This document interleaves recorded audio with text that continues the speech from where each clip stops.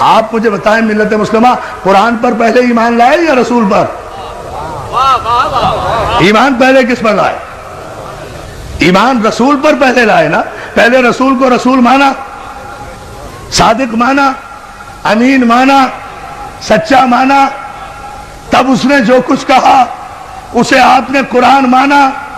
آپ کی حیثیت تو یہ ہے کہ نہ آپ نے جبریل کو آتے ہوئے دیکھا, نہ فرشتے کو جاتے ہوئے دیکھا, نہ وحی کو آتے ہوئے دیکھا. کسی صاحب عقل نے آپ سے آج تک پوچھا کہ بھائی اگر جبریل پہلی مرتبہ آیا تھا تو پھر وہ آپ کے سامنے تو نہیں آیا تھا؟ پیغمبر مکے کی زمین میں تو نہیں تھے, مکے کے کسی گھر میں تو نہیں تھے.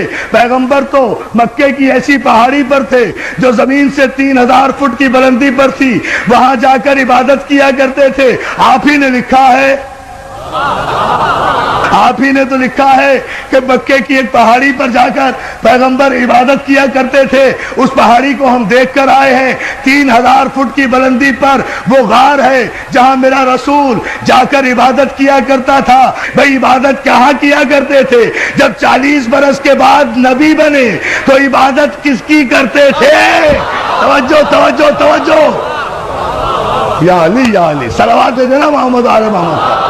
ذرا دیکھے نا ذات تو بھائی کس کی عبادت کیا کرتے تھے, کیا پڑھا کرتے تھے؟ اور اگر خود کچھ اور پڑھتے تھے, ہم سے کہا الحمدللہ رب العالمین پڑھو. اللہ جانے یہ جملہ آپ غور فرمائیں گے یا نہیں. خود کچھ اور پڑھا کرتے تھے نماز میں, اور سارے مسلمانوں سے کہا کہ الحمدللہ رب العالمین کے بغیر کسی کی نماز ہی نہیں ہوتی. تو کیا رسول کے قانون بدلتے رہتے ہیں؟ آپ کو پتا کیسے چلا؟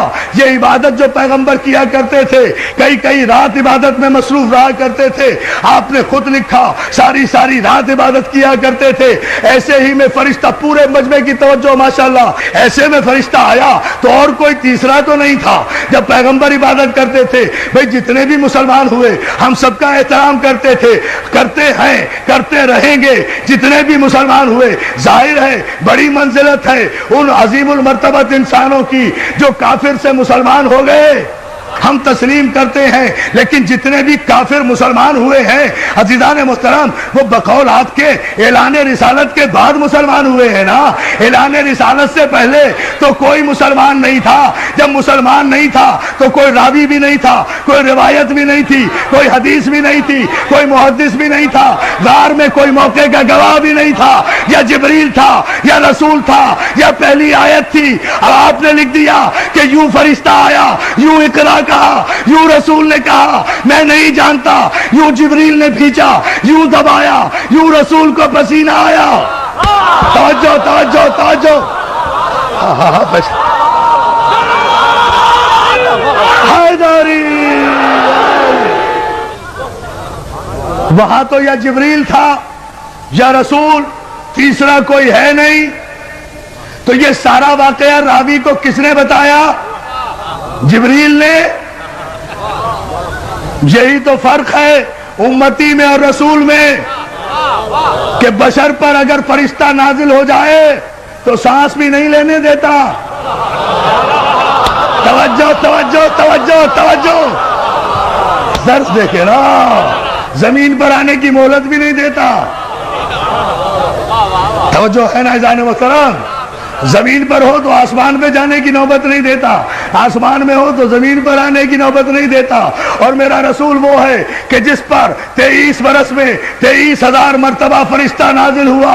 سلام کرو ثبات قلب معصوم کو کہ جس کے قلب میں نہ جنبش ہوئی, نہ لغزش ہوئی, نہ حرکت ہوئی. اس لیے کہ فرشتہ جو ہے وہ بھی تو معصوم ہے نا, کہ اس وقت غار میں کوئی نہیں تھا رسول کے علاوہ اور جبریل کے علاوہ, اور پیغمبر غار سے اتر. پورے مجمع کی توجہ, پیغمبر غار سے اترنے کے بعد نہ کسی محلے میں گئے, نہ کسی دوست کے پاس گئے, نہ کسی بت پرست کے پاس گئے, نہ کسی کافر کے پاس گئے, نہ کسی مشرک کے پاس گئے. پیغمبر سیدھے, آپ نے لکھا ہر سیرت کی کتاب میں, ابن حشام سے لے کر شبلی نعمانی تک ہر ایک کی کتاب اٹھا کر دیکھیں, سب نے لکھا کہ پیغمبر سیدھے جناب خدیجۃ الکبریٰ کے پاس گئے ہیں, فاطمہ کی ماں کے پاس گئے ہیں. سارا واقعہ انہیں بتایا ہے کہ پہلی آیت کی شان نزول کیا تھی، تو میں یہ نہیں دیکھوں گا کہ راوی کیا کہہ رہا ہے، اس سے احترام رسول مجروح ہوتا ہے۔ مجھے تو یہ بتاؤ کہ خدیجۃ الکبریٰ نے کیا کہا،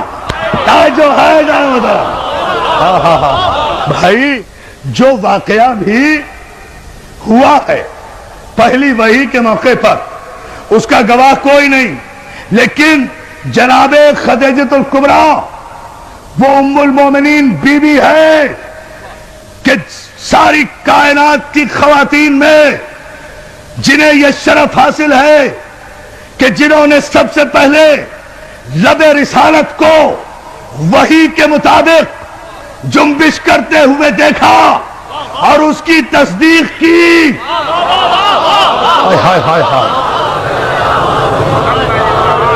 جناب خدیجۃ الکبریٰ وہ خاتون ہیں کہ جنہوں نے اس وقت تصدیق رسالت کی جب کوئی تصدیق کرنے والا نہیں تھا۔ تو اس پہلی آیت کی راویہ یا تو خدیجۃ الکبریٰ ہوں گی، یا ابو طالب ہوں گے، یا جبریل، یا رسول۔ ان چاروں میں سے مجھے بتاؤ کس نے روایت کی کہ جبریل نے جب اقرا کہا تو پیغمبر نے کہا میں پڑھا لکھا نہیں ہوں؟ کمال ہے۔ آپ مجھے بتائیے کہ اگر یہاں بھی میرے پیغمبر کی تو توہین نہیں ہوئی، بھئی پیغمبر کو کہا نا جبریل نے اقرا، اگر معاذ اللہ پیغمبر نے کہا کہ میں پڑھا ہوا نہیں ہوں تو غلطی کس کی؟ بھائی مجھے پاک محرم ایسوسی ایشن کے نقیر رضوی صاحب نے اور ان کے اراکین نے کہا کہ آپ نشتر پارک میں مجلس پڑھیے، انہوں نے کہا، میں نے وعدہ کر لیا، میں آ کر ممبر پہ بیٹھ گیا، مجمع اتنا ماشاءاللہ سامنے ہے، اب بیٹھ کر بولتا ہی نہیں، مجمع کہہ رہا ہے مولانا پڑھیے، میں کہوں میں بھائی ان پڑھ ہوں، میں تو پڑھا ہوا نہیں ہوں، تو سارا مجمع پاک محرم کے سر ہو جائے گا نا کہ بھائی ان پڑھ کو لا کر ممبر پہ بٹھا کیوں دیا؟ توجہ توجہ توجہ توجہ، سارا مجمع سر ہو جائے گا نا کہ جب یہ پڑھنا نہیں جانتا تھا تو اسے ممبر پر لا کر، بہت توجہ، ممبر پر لا کر بٹھایا کیوں؟ مجھے پھر بھی کچھ نہیں کہے گا، یا بلانے والے کی خطا یا بھیجنے والے کی خطا۔ بھائی یہ تو اللہ سے پوچھو کہ جب وہ پڑھنا نہیں جانتا تھا تو پھر جبریل کو بھیجا کیوں کہ پڑھو؟ اب میں جملہ کہوں گا تاریخی اور آپ کی توجہ چاہوں گا۔ جبریل کو کہا کیوں جو پڑھنا نہیں جانتا تھا؟ تو جبریل کو بھیجا کیوں کہ جا کر کہو کہ پڑھو؟ تو بات کس پر آ رہی ہے؟ خدا کے لیے شریعت اور معصوم کے فلسفے کو سمجھو۔ پہلی آیت ہی کی معنی و مفاہیم جن کے سمجھ میں نہیں آئے اور شان نزول سمجھ میں نہیں آیا، انہیں کیا پتا کہ شریعت کیا ہے اور بادشاہت کیا ہے؟ صلوات علی محمد آل محمد۔ ابھی تو خیر سے پہلی آیت بھی سمجھ میں نہیں آئی، سارا قرآن کہاں سے سمجھ میں لائے گا؟ اس لیے کہ پہلی آیت ہی ابھی سمجھ میں نہیں آ رہی کہ یہ کس طرح نازل ہوئی تھی، اور مجبوری بھی ہے، پیدائشی مجبوری، اس میں کوئی قصور بھی نہیں ہے، ان کا بھی کوئی قصور نہیں، ہم تو بڑے ادب کے ساتھ کہہ رہے ہیں اس میں کوئی قصور بھی نہیں، بات صرف اتنی ہے، مسئلہ صرف اتنا سا ہے، سمجھ لیجئے، بات واضح ہو جائے گی۔ بات میرے عزیز دوستو صرف اتنی سی ہے کہ اللہ جن معصومین اور معصوم انبیاء کی پرورش کرنے والوں کو منتخب کر لیتا ہے نا، ان کے نقش قدم کو بھی شریعت بنا دیتا ہے، ان کے نقش قدم کو بھی شریعت بنا دیتا ہے۔ مجھے بتائیے نا، کعبے میں جتنی شریعت جاری ہے نقش قدم ہے نا معصوم کا؟ یہی گفتگو چھوڑی تھی نا، کعبے میں جتنی شریعت جاری ہے، یہ سارے جتنے ارکان حج آپ کر رہے ہیں، یہ جتنی صحیح کر رہے ہیں، یہ صفا و مروہ کے درمیان جا رہے ہیں، یہ 3 شیطانوں کو پتھر مار رہے ہیں، اگر بغیر سوچے سمجھے مار رہے ہیں تو یہ پتھر آپ ہی پہ پڑ رہے ہیں۔ توجہ توجہ توجہ توجہ توجہ، صلوات بھیجیں بابا دے برائے۔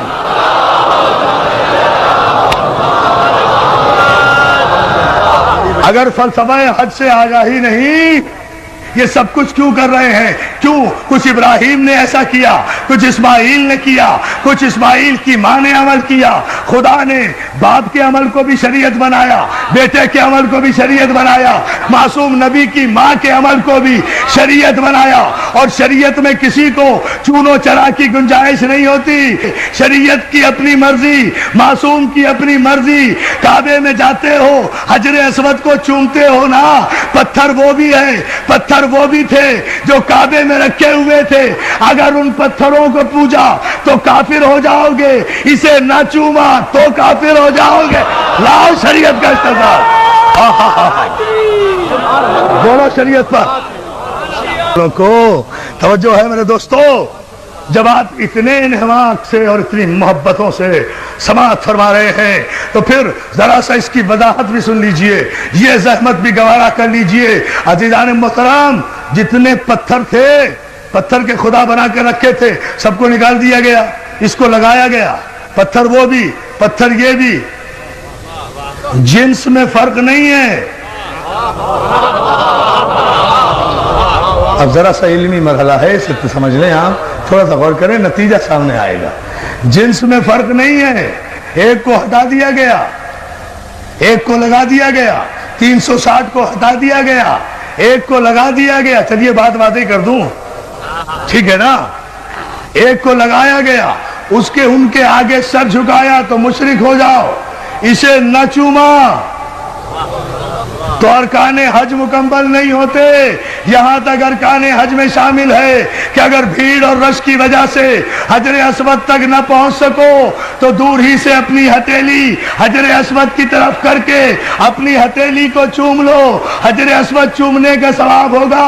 تو مولانا رش کی وجہ سے حجر اسود تک نہیں پہنچ سکے نا، اصل تک نہیں پہنچ سکے تو ہتھیلی یا انگلی کا اشارہ کر کے چوم لیا نا، وہی ثواب ہوا۔ تو اور ہم کیا کرتے ہیں؟ ہم بھی تو مجلس کے بعد اگر کربلا نہیں پہنچ سکتے تو انگلی کے اشارے سے السلام علیکم یا علی یا علی یا علی، تیرے محمد آل محمد پر عجیب فلسفہ کہہ گیا ہوں، ایک عجیب رخ سے اتنی احتیاط، پوری توجہ آپ کی چاہوں گا۔ عزیزان محترم، مولا آپ کو سلامت رکھے۔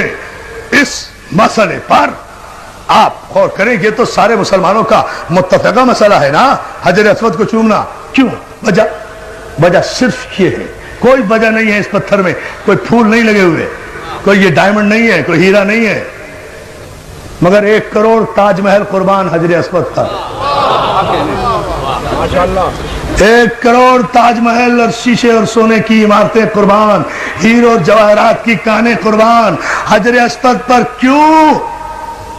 خدا کے لیے پورا مجمع توجہ کرے، اس لیے کہ میں اپنی تقریر پر اب توجہ نہیں دلوا رہا، میں قیامت کے شعر پر آپ کو متوجہ کر رہا ہوں جو بر وقت مولا کی مدد سے مجھے یاد آیا۔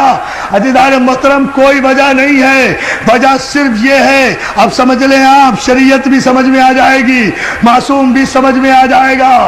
علی نے توڑ کر بت، کوئی دلیل نہیں ملتی، یہ شریعت میں شامل کیسے ہو گیا؟ علی نے توڑ کر بت حجر اسود کو دیا بوسا۔ ٹھہرو بیٹا، ٹھہرو نہیں، علی نے توڑ کر بت حجر اسود کو دیا بوسا، کہیں بگڑی کہیں پر بن گئی تقدیر پتھر کی۔ یا علی یا علی یا علی۔